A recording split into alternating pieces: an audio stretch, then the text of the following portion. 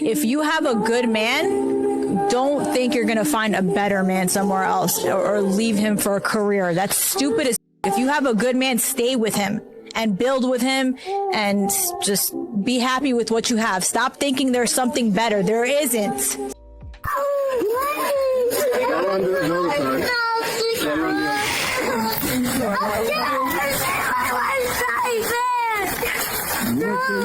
don't care that she's your worst nightmare, baby. They don't care what she's done to you.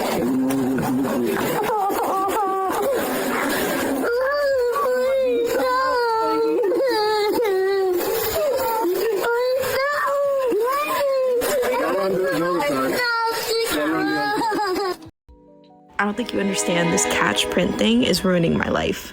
Why am I swiping through Bumble and all I'm looking for is an A, B, or D?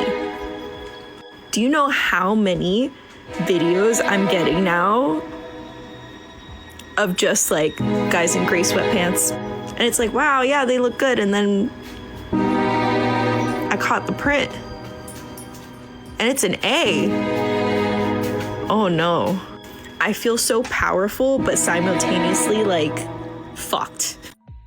A lot of these guys are doing the math and the ROI on a lot of these relationships, especially with a lot of these women, is 0% return. A 0% return. You're not getting anything back. Have you seen the trend where men, mostly in comment sections, are complaining that if they're not like a 9 out of 10 or higher, that women just don't give them a chance and it's not fair and blah, blah, blah, blah, blah. I think it's so funny because for so long, women have had this insane pressure to look good all of the time. And it doesn't just determine our dating opportunities, it determines job opportunities, earning potential. Honestly, like every area of your life is affected by your appearance. And now that men are seeing the tiniest sliver of what we go through as women, now that we don't absolutely need them for survival and they actually have to bring something to the table, it's so funny to see their reaction and to hear them crashing out.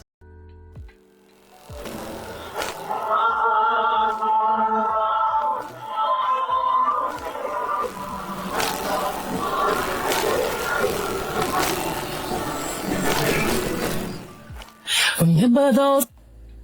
Okay, I think we can all agree that this guy's like that one shirt that you hate. You know, the one that stays in the closet and is... The real question here is, how did that baby get in there? That's what I want to know. All right, either she was a cheater or he's using a VPN while... Either way, that kid's gonna have a wild life. What's going on, fellas? Don't forget to like and subscribe to the channel. Leave a comment down below. Let's get back to the video. You know, you have a lot of men checking out of dating because they're looking at the landscape and they're like, I don't know if this is worth my time, man. I don't know if I should even be out here.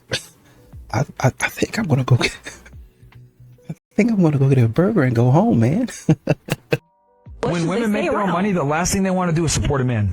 Last thing they want to do is support a man. No, when women make good money, they don't need a man because they make enough money. They have support. Okay, repeat that sentence again. When women make enough money, they don't really need a man. Okay, say that one more time again. When women make what? What did you say? When women make money? Enough money, they really don't need a man. You do understand your sentence just defeated your entire argument, right? No, it didn't. It didn't. But that's what I'm saying. You said women cannot be able to fight off or fend for the household if they couldn't pay rent. Here's the thing. When men feel pressure, they say that their feet do the voting. When the Great Depression happened and it was hard to find jobs and it was hard to run a household, it wasn't women that left, it was men, which is why when the civil rights era started happening, we started talking about women and children and creating safety nets for women and children and saying that the man couldn't be in the home. That's where it stemmed from. So I know we don't like to talk about the Great Depression part. We just like to blame women by saying that, well, you kept the men out of the home, that you guys can get support and Section 8 and all these things. But it was designed because the government couldn't bank on men to stay in their place. There's a biological response that men experience when they're under pressure that causes them to leave, whether it's physically or mentally check out. A lot of the things that are happening that women are seeing, right, is that women are basically saying, I'm gonna leave you before you leave me. A lot of these modern women are burning themselves out, to be honest with you. A lot of these modern women are tired. They're exhausted. And a man has told you, the way you're going, that's probably where you're going to end up. But of course, y'all don't be listening to. Depending on where she meets you, that's how she's going to treat you. Write it down. Depending on where she meets you, that's how she's going to treat you. You meet her on Facebook, she's going to treat you like the Facebook version of herself. You meet her on Instagram, she's going to treat you like the Instagram version of herself. You meet her on Bumble, she's going to treat you like the Bumble. You meet her at the job, that's her job version. You meet her at a family event, that's her family event. You meet her at church, that's her church version. You meet her on the sugar daddy site, that's her sugar daddy version of herself. They're not the same. They're all different women. You meet her at a strip club, that's the strip club version of herself. You meet her at the bar, nightclub, that's the nightclub version of herself.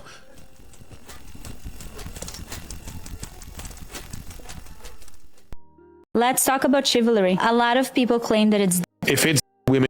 Why do we have to put, like, why do you have to... Because we must. This is the problem. This is what divides us. Men, women, men. No, it's a ripple effect. No, it's not women or men. No, I believe it's women who are at fault. Why? Tell me. I think chivalry is because women probably don't react well to it. So when a guy tries to be nice, a woman will look at that kindness as weakness. I'll always be teaching our boys that they have to hold doors, pull out chairs, easy on the swears. I agree that that's something that we have to teach our boys, but we also have to teach them that if a woman is responding negatively, that's not the woman for you. But I feel like a lot of young men, if a woman responded negatively to that, they would get emasculated, and then that's when they would stop behaving that way. I hope that all the younger men will catch up with it and will kind of be brought back into that chivalry way of living.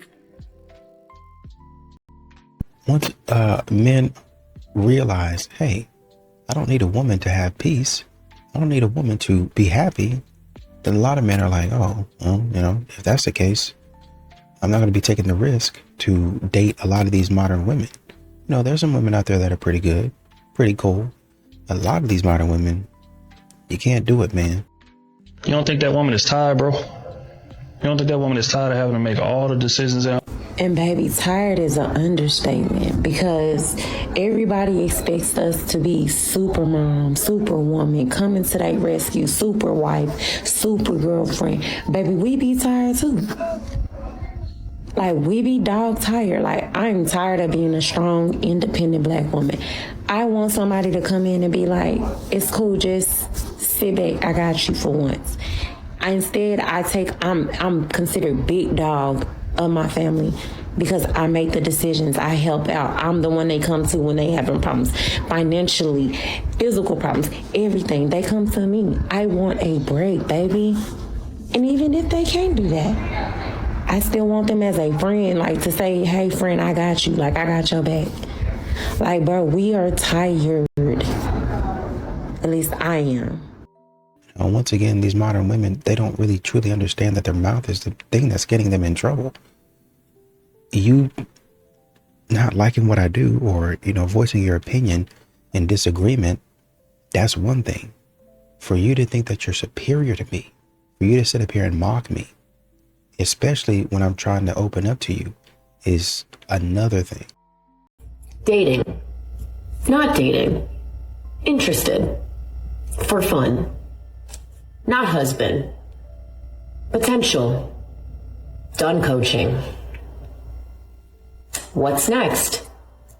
Have fun. Girl has to do what girl has to do. Men do what they have to do, and they have done for far too long. So girl do what she got to do, which is have fun. Yeah. Watch out for fuckboys. Not in this house. I spot you mile away. Get out. Nice try. Better luck next time. Next. Not me. Standards. Just like small, like the bags are bigger than you still. I feel like you're like a bundle of joy. Damn, that girl looks good, but she hasn't even made eye contact with me. Should I even waste my time approaching her? Excuse me, you have 2 seconds? I just saw you and I thought you were cute. I just wanted to come talk. What's your name? Nice to meet you. I don't look Filipino? Nah, you do, but like, I don't know any Filipinos named It's like new to me. What are you out here shopping for, yo? You have like big bags. Oh, family. Okay, cool. You gotta tell them I said hi, okay? You gotta put in like a good word for me and everything. I feel like I'm the video. Nah, not really. You're just like small. Like the bags are bigger than you still. Do you like coffee? I don't drink coffee. No? What do you drink? Matcha? You drink matcha? I could have seen that coming still. That's easy. Okay. I like the taste of it. I like coffee. Matcha works. Matcha works. Here you go. You see, I didn't need any green light to just go. I am the green light myself. I'll go when I want to go. I'll approach when I want to approach. Don't wait for something to magically happen. Make that thing happen yourself. A lot of these modern women are coming through broken, unhealed. And honestly, man, dirt bags, man. They're coming through and they want a man to take their silly self, their broken self, and be like, oh yeah, I'll be glad to fix all your issues while you sit up there and nag and complain about me having any at all. What I went through my divorce, well, my ex-wife left me for another man that she was cheating on me for 6 years while we were married, and just walked away like she was quitting a job. I was like, when I found out from her sister-in-law months later, she's like, yo, Russ, I'm sorry to tell you, she told me she was going to leave you 5 years ago. 5 years ago? She goes, yeah, she told me 5 years ago she was going to leave you. And she said, her sister-in-law said to me, Maria goes, so I said, Maria, like, what? And she goes, yeah, I asked her why. She goes, I just don't love him anymore. She goes, he's a chef. He has a problem of meaning like, I like my home clean. So my home, to give you an example, would be, you would think I live in a hotel because I maintain and clean my home every day. I don't clean my home when I think guests are coming. You can show up and knock on my door anytime. The biggest mistake I ever did was doing 90% of the cooking and cleaning in a shared home.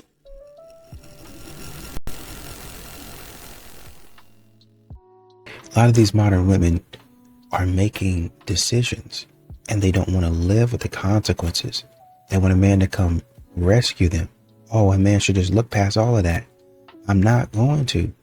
If you have a history of doing the wrong thing, then I'm probably going to have questions about it at the very least.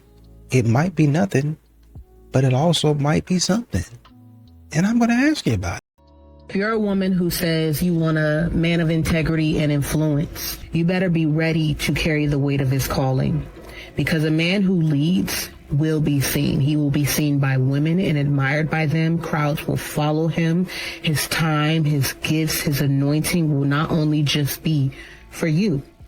You will not be the only person that reaps the benefit of a good man. A good man has oil that flows on everybody he touches. This means you have to have a kingdom-sized security if you want a kingdom-assigned man. That's deep. Not kidding, though. Because imagine asking God for a man who has leadership and influence and integrity, and he really is a man of God, and you making him shrink and holding him back from his gift because you can't carry the weight of the calling that's on his life. Because you feel insecure, because you're fighting against the very anointing that is on his life. So if you want a man of heavy influence, you better be a woman with great security. Your security, in fact, cannot even come from him. It has to come from God. Otherwise, you'll be the very reason he becomes distracted or he shrinks and cowers because he does not want to offend you. He is for everybody, not just for you. I'm so sick of these.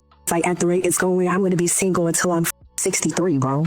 So I was talking to this or whatever, and we're just going to fuck that. We're going to call him his real name, Lawyer Blanchard. Okay, real quick. I've said this before. Can y'all stop dating? Y'all know I don't like using the N-word like that. But that's the problem. Why are y'all dating? If you date a real man, maybe you'll have maybe you'll have a better experience. But if y'all out here calling him all kinds of N-words, right?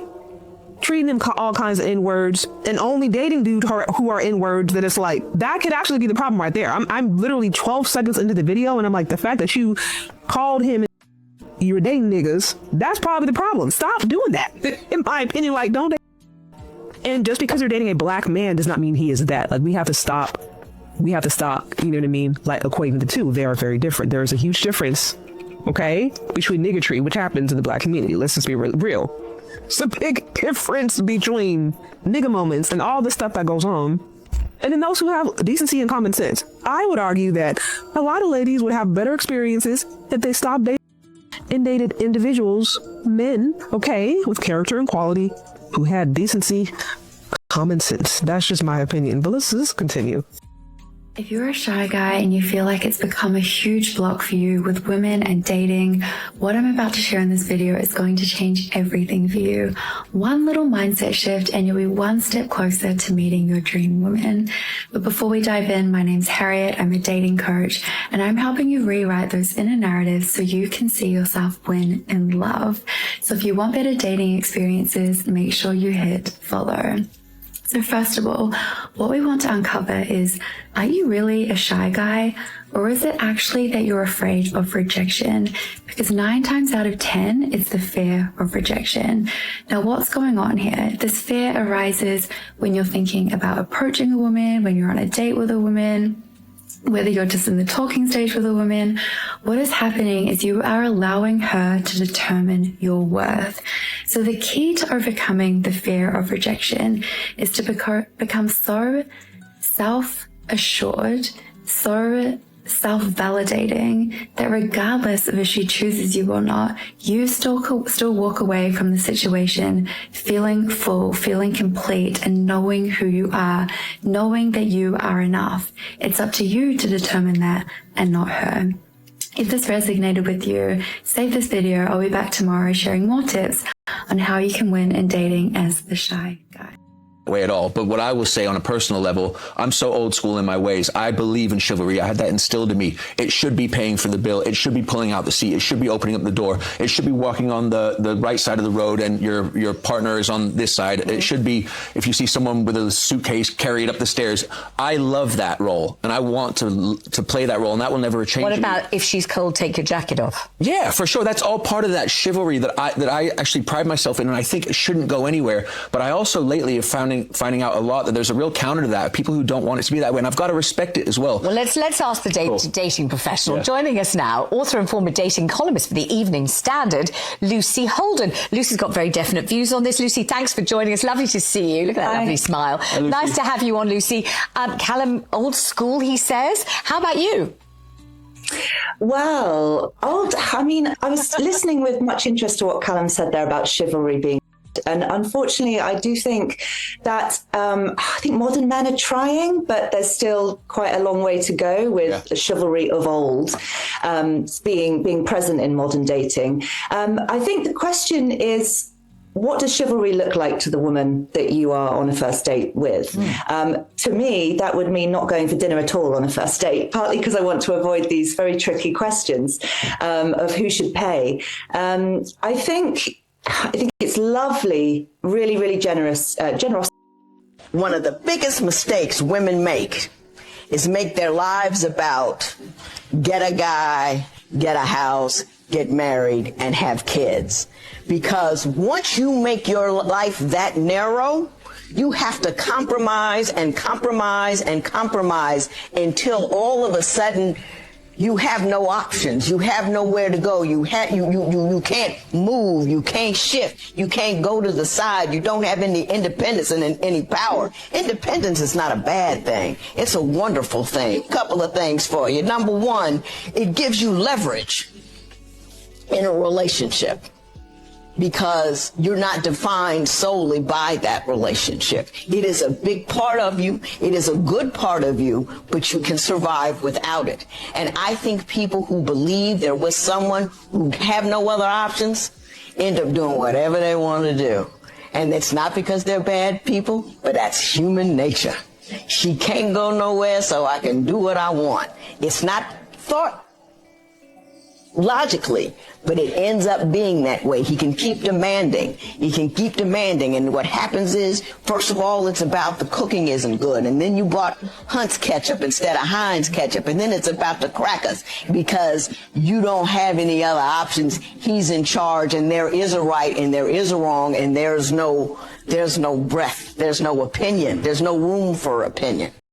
How would y'all have went about the situation? Would y'all have clipped the wings right there? Honestly, because honestly speaking, I like that. I didn't leave. Honestly speaking, I did not leave. You should have. Wait, what?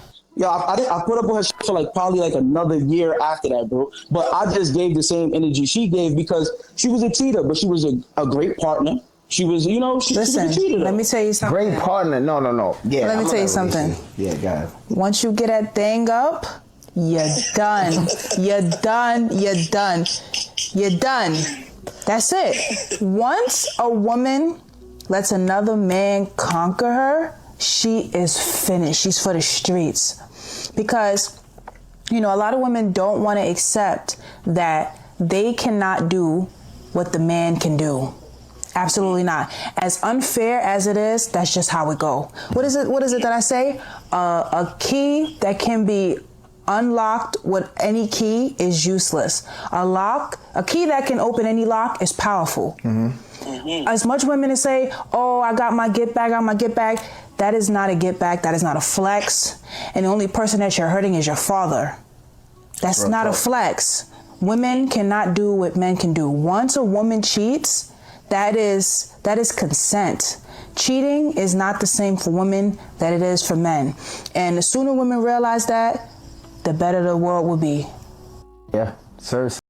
If you are looking for a serious relationship, if you're looking for a partner in your life, then don't sleep with the guy too soon. Because even though you may feel connected to this man, a man does not bond through sex. A man bonds with a woman through spending time with her. He literally has to go through little sacrifices, like spending money on you or like doing things for you. And that's why it's such a bad idea to sleep with him too early, because two things can happen. The first is that he will be disappointed in you because he will think that you are probably that easy with every man. And the second thing that can happen is that he will just lose interest in you because he's not yet invested in you. And when there's no investment, there's also nothing to lose. His life will literally not change whether you're in it or not. My second tip is FaceTime him before you meet the guy, because this will save you so much time. When you FaceTime him, you will already have a very good impression of what kind of person this is and if he is worth going on a date. Because it's pretty awkward when you find out during the first 5 minutes of your date night that you actually don't like this guy. My other tip is don't expect to meet the one every time you go on a date, because your whole date night you will be focused on testing him to see if he checks all the boxes. So forget about your list with requirements and just try to enjoy, because the more relaxed you are, the more you're actually open to attract the right person for you. And my last tip is don't share your body count. You can tell me all you want. I know women are free to do whatever they want nowadays, but men will still judge you on how many men you have slept with. I'm not the same guy. I'm not the same guy. You gotta go. I don't like her. I'm not using this rude, but you're in a way. I'm not talking to you. I'm not talking. You're gorgeous. I'm just telling you, you're gorgeous. If you're watching this, chances are it's over for you. Modern women receive massive inbound attention. Average women get access to above average men. Women are biologically wired to seek status, resources, and competence. The modern woman is opportunistic. Love is conditional on perceived value. The top 10 to 20% of men get the majority of access. Women would rather share a high-value man than commit to an average one. Women are hypergamous. Dating apps are rigged. Marriage is risky. Opting out entirely is more rational. It's already over, so the logical move is to give up, right? Wrong. Because here's what they don't tell you. I used to believe all of this too. And you know what happened? Nothing. Because believing it's over protects you. You don't have to try. You don't have to fail. You don't have to prove yourself wrong. But the moment you believe it's over, it becomes over. Not because the dating market and shut the door, but because you stopped knocking. See, most guys scrolling this content aren't looking for tactics. They're looking for permission to stay stuck. They want someone to confirm, yeah, you're right, it's hopeless, just give up. Because that's easier than exposure, easier than testing whether the boundary is actually external or if it's you. Yes, women are hypergamous. Yes, the market is unfair, but most guys never test how unfair it actually is. They assume their limits before they collide with them. They assume difficulty with impossibility. So yeah, if you're watching this, it's over for you. Unless you stop treating certainty as safer than uncertainty. Unless you stop assuming your limits instead of testing them. The story changes the moment you step into exposure. Comment gold if you're ready for that moment. Are you a single man in Utah who has sworn off dating? If you are, I need you to listen. Your instinct might be to comment that you're not dating and to scroll past this, but I want you to listen. Even though you say that, I do think that there's a part of you who maybe was like hurt in the past and you're still wanting to date. Or maybe you know somebody like this. Or maybe you just know a guy who's single and who's awesome and who's really great and deserves love in their life. In one sentence, she just completely disregarded good reasons why men have given up on dating. It shows a lack of compassion and this notion that men's feelings are completely invalid, and it's all to advertise a singles event in Utah. Hi, my name is Janelle and I run Craft Club and we do dating events in Salt Lake City. And if you're feeling like I don't want to date, this isn't really it's a place for you to get out of your comfort zone and meet new people, which is honestly just the first step into getting back into it. Or even though you've sworn it off, it's just something fun to do. We have really fun women who come out. We have really fun collabs that we do. So this one will be at Flankers and we're partnering with Don Julio. They're sponsoring our craft that we're doing. In other words, come on out to a bar in Salt Lake City, hang out with hopelessly single and desperate women who are all over the age of 30, and drink overpriced cocktails with a liquor brand that's sponsoring the event. Where's the sign-up sheet so that we can all avoid the thing? We're painting skull mugs. And then you just get to rotate every 5 minutes and meet new people. Afterwards is a really fun happy hour. Flankers opens up their karaoke rooms and their golf simulator. It's honestly just a really fun night. So even though maybe you're not wanting to date or wanting to get back into it or it feels really scary, I think you should come try it. It's on October 16th at Flankers. If you want to sign up, it is $25. We are sold out for women, but we do have some openings for men. So it's on our website. The link is in our bio. So sign up, comment if you have any questions. Ages are 25 to 40-ish. A lot of these modern women want a provider, they want a leader, and a soft man all at once. Newsflash, that guy does not exist. He doesn't exist, right?